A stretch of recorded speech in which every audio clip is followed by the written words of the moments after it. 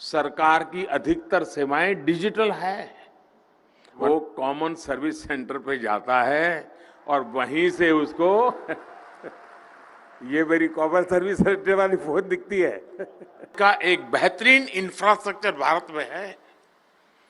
Jan Dhan, mobile और आधार, GeM, JAM, ये इसकी जो त्रिशक्ति का देश के गरीब और मिडिल क्लास को सबसे अधिक लाभ हुआ है।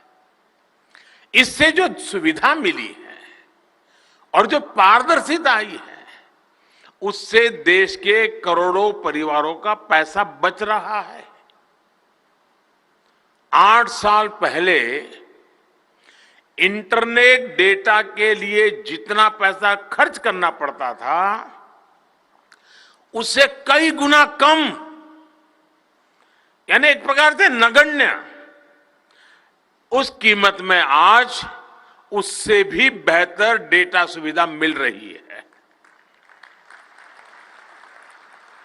पहले बिल भरने के लिए, कहीं एप्लीकेशन देने के लिए, रिजर्वेशन के लिए, बैंक से जुड़े काम हो, ऐसी हर सेवा के लिए दफ्तरों के चक्कर लगाने पड़ते थे। रेलवे का आरक्षण करवाना और गांव में रहता हो तो बेचारा है पूरा दिन खपा करके शहर में आता था। 100-150 रुपया बस का किराया खर्चा करता था और फिर लाइन में लगता था रेलवे आरक्षण के लिए। आज वो कॉमन सर्विस सेंटर पे जाता है और वहीं से उसको ये मेरी कॉमन सर्विस सेंटर वाली फोन दिखती है और वहीं से उसका काम हो जाता है, गांव में ही हो जाता है। और गांव वालों को भी पता है कि यहां ये व्यवस्था है।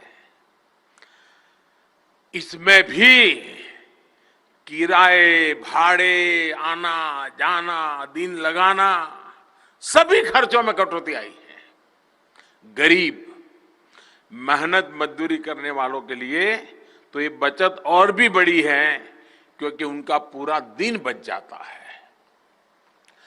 और कभी कभी हम सुनते थे ना, टाइम इज मनी।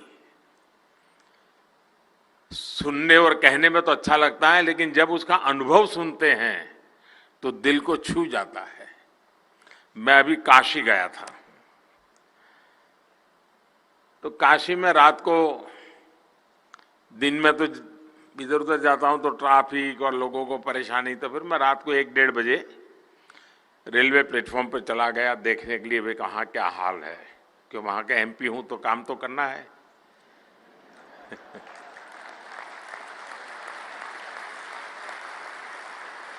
तो मैं वहां पैसेंजरों से बात कर रहा था, स्टेशन मास्टर से बात कर रहा था, क्योंकि मेरा सरप्राइज विजिट था, कोई बता के तो गया नहीं था। तो मैंने कहा, भाई ये जो वंदे भारत ट्रेन चल रही है, क्या अनुभव है और ऑक्यूपेंसी कैसे रहते? अरे बोले साहब, इतनी उसकी मांग है कि हमें कम पड़ रहे हैं। तो मैंने कहा, ये तो थोड़ी ट्रेन महंगी है, इसकी टिकट ज्यादा लगती है, इसमें लोग क्यों जाते हैं? बोले साहब, इसमें मजदूर लोग सबसे ज्यादा जाते हैं, गरीब लोग सबसे ज्यादा जाते हैं। मैंने कहा, कैसे भाई? मेरे लिए सरप्राइज था। बोले वो 2 कारण बताते हैं। एक, बोले वंदे भारत ट्रेन में स्पेस इतनी है कि सामान उठा के लेके जाते हैं तो रखने की जगह मिल जाती है। गरीब का अपना एक हिसाब है। और दूसरा, समय जाने में 6-8 घंटे बढ़ जाता है, तो वहां तुरंत काम पे लग जाता हूं, तो 6-8 घंटे में जो कमाई होती है, टिकट तो उससे भी कम में लग जाती है। टाइम इज मनी कैसे गरीब हिसाब लगाता है, बहुत पढ़े लिखे लोगों को इसकी समझ बहुत कम होती है।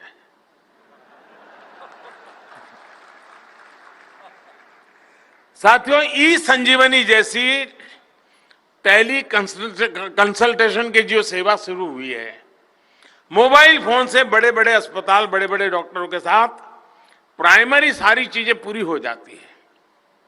और इसके माध्यम से अब तक 3 करोड़ से अधिक लोगों ने अपने घर में बैठे ही अपने मोबाइल से अच्छे अस्पताल में अच्छे से डॉक्टर से कंसल्ट किया है।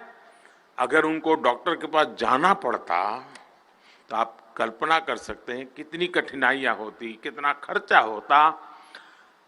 ये सारी चीजें डिजिटल इंडिया सेवा के कारण जरूरत नहीं पड़ी। साथियों, सबसे बड़ी बात जो पारदर्शिता इससे आई है, उसने गरीब और मध्यम वर्ग को अनेक स्तरों पर चलने वाले भ्रष्टाचार से मुक्ति दी है।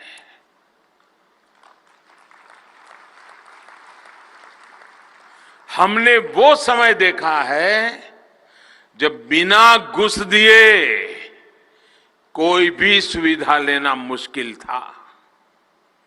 डिजिटल इंडिया ने सामान्य परिवार का ये पैसा भी बचाया है।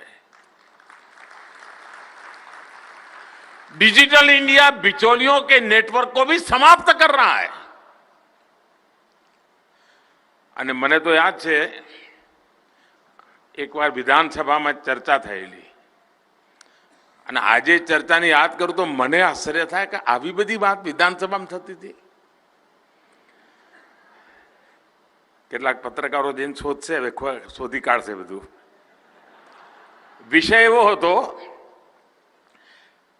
કે જે વિધવા પેન્શન મળે છે તો એ વખતે મેં કહ્યું કે આપણે એક કામ કરો ભાઈ, પોસ્ટ ઓફિસમાં ખાતા ખોલાવી દો અને ત્યાં એમનો ફોટો હોય અને આ બધી વ્યવસ્થા હોય અને પોસ્ટ ઓફિસમાં જઈને એ જે વિધવા બહેન હોય એને પેન્શન મળી જાય।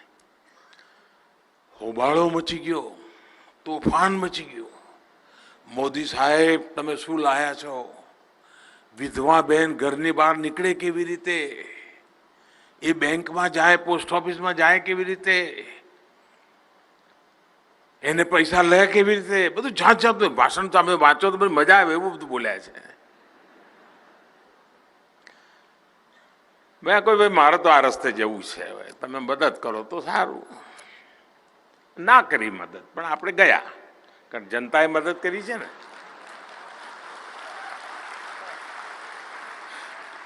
પણ આ તોફાન શું કરવા મચાવતા હતા સાહેબ? એમને વિધવાની चिंता नहोती। જ્યારે અમે પોસ્ટ ઓફિસમાં ફોટો, પહેચાન આ બધી વ્યવસ્થા ઊભી કરી ત્યારે તો આ ડિજિટલની દુનિયા એટલી બધી પહોંચી નહોતી। તમને આશ્ચર્ય થશે, સેંકડો વિધવા એવી મળી કે જે દીકરીનો જન્મ જ નહોતો થયો ને વિધવા થઈ ગઈ હતી ને પેન્શન જતું હતું। હવે આ કોના ખાતામાં જતું હશે તમને ખબર પડી હશે। એટલે કાગા રોડ થાય કે ના થાય? આવા બધા બૂચબંધ કરી દઈએ એટલે તકલીફ તો પડે ને ભાઈ।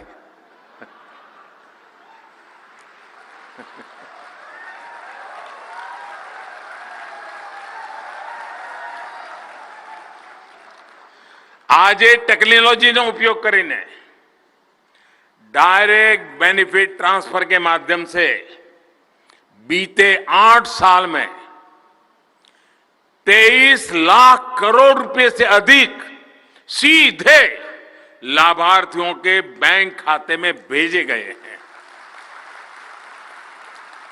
इस टेक्नोलॉजी की वजह से देश के 2,23,000 करोड़ रुपए यानी करीब करीब 2.25 लाख करोड़ रुपए जो किसी और के हाथ में, गलत हाथ में जाते थे, वो बच गए हैं दोस्तों।